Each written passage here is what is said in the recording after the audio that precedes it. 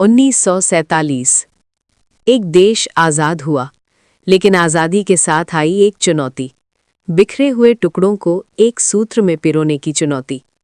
565 रियासतें, हर एक का अपना शासक, अपना निर्णय और अपना भविष्य। कहीं जनता की इच्छा और शासक की सोच में टकराव था, कहीं सत्ता की महत्वाकांक्षा थी और कहीं सीमाओं के पार से आती हुई साजिशें। जूनागढ़ ने सवाल खड़ा किया, हैदराबाद ने टकराव पैदा किया, लेकिन सबसे जटिल, सबसे संवेदनशील और सबसे भावनात्मक प्रश्न था जम्मू और कश्मीर। एक ऐसी धरती जहां बर्फ से ढकी चोटियां हैं, जहां झेलम की धारा बहती है, जहां सदियों से विविधता और संस्कृति का संगम रहा है। लेकिन उसी धरती ने देखा आक्रमण, युद्ध, अस्थिरता और राजनैतिक अनिश्चितता। 26 अक्टूबर 1947 एक दस्तावेज पर हस्ताक्षर हुए और कश्मीर का भाग्य भारत से जुड़ गया। फिर आया एक संवैधानिक प्रावधान, अनुच्छेद 370, जिसे अस्थायी कहा गया, लेकिन जिसने दशकों तक देश की राजनीति, कानून और भावनाओं को प्रभावित किया। और फिर 5 अगस्त 2019, एक ऐसा दिन जब संसद में एक निर्णय हुआ जिसने इतिहास के उस पन्ने को पलट दिया जो 70 वर्षों से खुला था। क्या ये केवल एक कानूनी प्रक्रिया थी या दशकों की रणनीति? क्या ये राष्ट्रीय एकीकरण का सपना था या संघीय ढांचे पर एक नई बहस? आज हम जानेंगे उस पूरे इतिहास को, उस राजनैतिक तैयारी को और उस निर्णायक क्षण को जिसने बदल दिया जम्मू कश्मीर का संवैधानिक स्वरूप। ये सिर्फ अनुच्छेद 370 की कहानी नहीं है, ये भारत के राजनीतिक इतिहास का एक भावनात्मक अध्याय है। तो चलिए अब हम स्टार्ट करते हैं इस भावनात्मक अध्याय की ओर। 1947 से पहले भारत 2 हिस्सों में बटा हुआ था। एक, ब्रिटिश भारत, ब्रिटिश इंडिया, ये वे क्षेत्र थे जहां सीधे अंग्रेजों का शासन था। 2, 565 देशी रियासतें, प्रिंसली स्टेट्स। इन रियासतों में स्थानीय राजा, नवाब या महाराजा शासन करते थे, लेकिन वे ब्रिटिश सत्ता के अधीन थे। अंग्रेजों के जाने के बाद इन रियासतों का भविष्य अनिश्चित था। माउंटबेटन योजना, 2 जून 1947। इस योजना के अनुसार हर रियासत को निर्णय लेने का अधिकार दिया गया। भारत में शामिल हों, पाकिस्तान में शामिल हों या स्वतंत्र रहें। लेकिन व्यवहारिक रूप से स्वतंत्र रहना आसान नहीं था, क्योंकि सुरक्षा, अर्थव्यवस्था और प्रशासन चलाना कठिन था। उस समय एकीकरण की सबसे बड़ी चुनौतियां। अधिकांश रियासतें भारत में शामिल हो गई, लेकिन 3 रियासतों ने जटिल स्थिति पैदा की: जूनागढ़, हैदराबाद, जम्मू और कश्मीर। अब हम बात करेंगे जूनागढ़ की स्थिति के बारे में। स्थान, वर्तमान गुजरात। शासक, मुस्लिम नवाब। जनसंख्या, लगभग 80% हिंदू। नवाब ने पाकिस्तान में शामिल होने का निर्णय लिया, जबकि राज्य चारों ओर से भारत से घिरा हुआ था। भारत सरकार ने इसे जनता की इच्छा के खिलाफ माना और जनमत संग्रह प्लेबिसाइट करवाया। 20 फरवरी 1948 जनता ने भारी बहुमत से भारत में शामिल होने के पक्ष में वोट दिया। इस प्रकार जूनागढ़ का भारत में विलय हुआ। अब हैदराबाद को भी एक बार देख लेते हैं। शासक, निजाम। जनसंख्या, हिंदू बहुसंख्यक। निजाम स्वतंत्र रहना चाहता था। निजाम की निजी सेना रजाकार लोगों पर अत्याचार कर रही थी और अलगाववादी माहौल बना रही थी। भारत सरकार ने कई बार बातचीत की, लेकिन जब स्थिति बिगड़ती गई तब सितंबर 1948 भारत ने ऑपरेशन पोलो शुरू किया। केवल 5 दिनों में हैदराबाद का भारत में विलय हो गया। इसे पुलिस एक्शन भी कहा जाता है। मेन मुद्दा जम्मू और कश्मीर में फंस गया था। ये सबसे जटिल मामला था। शासक, महाराजा हरि सिंह, हिंदू। जनसंख्या, मुस्लिम बहुसंख्यक। महाराजा हरि सिंह स्वतंत्र रहना चाहते थे। उन्होंने तुरंत भारत या पाकिस्तान में शामिल होने का निर्णय नहीं लिया। पाकिस्तान का आक्रमण। अक्टूबर 1947 में पाकिस्तान समर्थित कबायली लड़ाकों ने कश्मीर पर हमला कर दिया।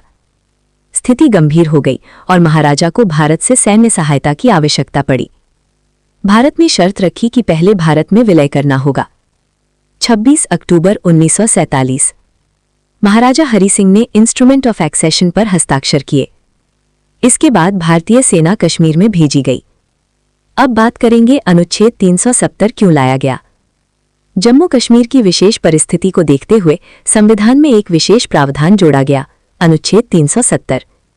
इसे अस्थायी टेम्पररी प्रोविजन कहा गया था।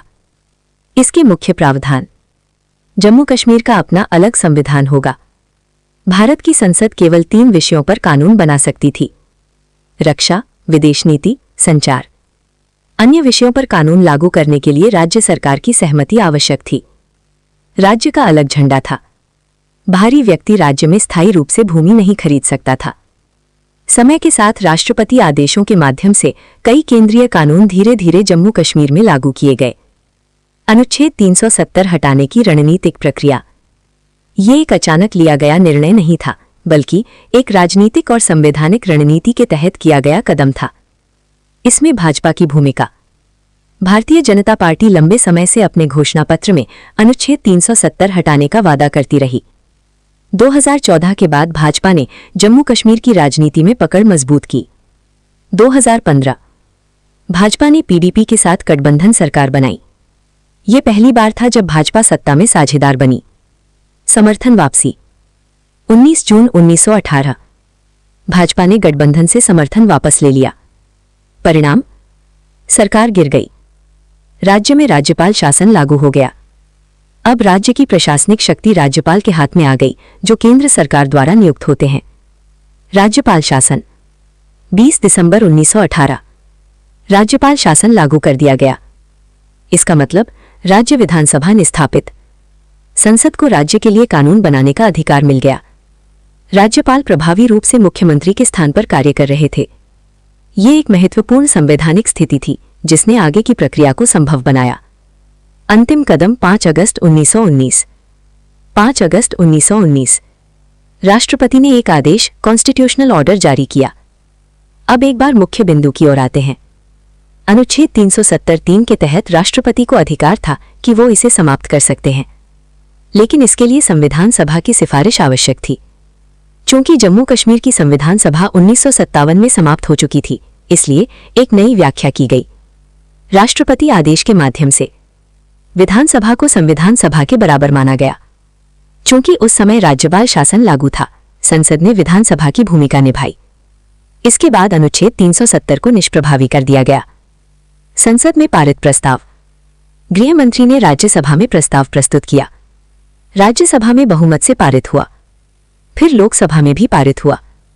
साथ ही जम्मू कश्मीर पुनर्गठन अधिनियम 2019 पास किया गया। इसके तहत जम्मू कश्मीर केंद्र शासित प्रदेश विधानसभा सहित लद्दाख केंद्र शासित प्रदेश बिना विधानसभा।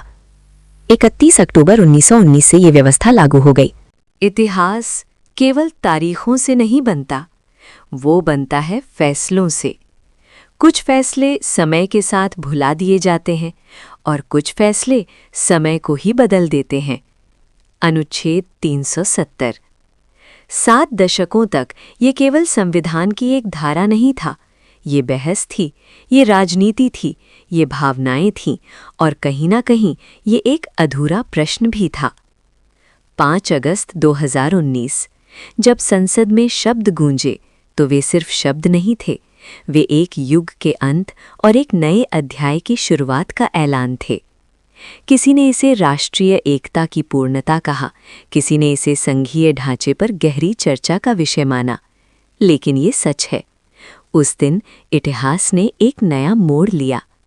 कश्मीर की वादियां, जिन्होंने युद्ध देखे, संघर्ष देखे, आशाएं देखीं, आज भी वहीं खड़ी हैं, शांत, सुंदर और भविष्य की ओर देखती हुई। सवाल अब केवल ये नहीं है कि अनुच्छेद 370 हटाया गया या नहीं, सवाल ये है आने वाले वर्षों में उस निर्णय का प्रभाव क्या होगा। क्या ये विकास की नई कहानी लिखेगा? क्या ये शांति का स्थायी अध्याय बनेगा? इतिहास हमें ये सिखाता है, राष्ट्र केवल सीमाओं से नहीं बनते, राष्ट्र बनते हैं विश्वास से, संविधान से और उन निर्णयों से जो आने वाली पीढ़ियों का भविष्य तय करते हैं। ये कहानी यहीं समाप्त नहीं होती, ये तो एक नए सफ़र की शुरुआत है और शायद समय ही इसका अंतिम निर्णायक होगा।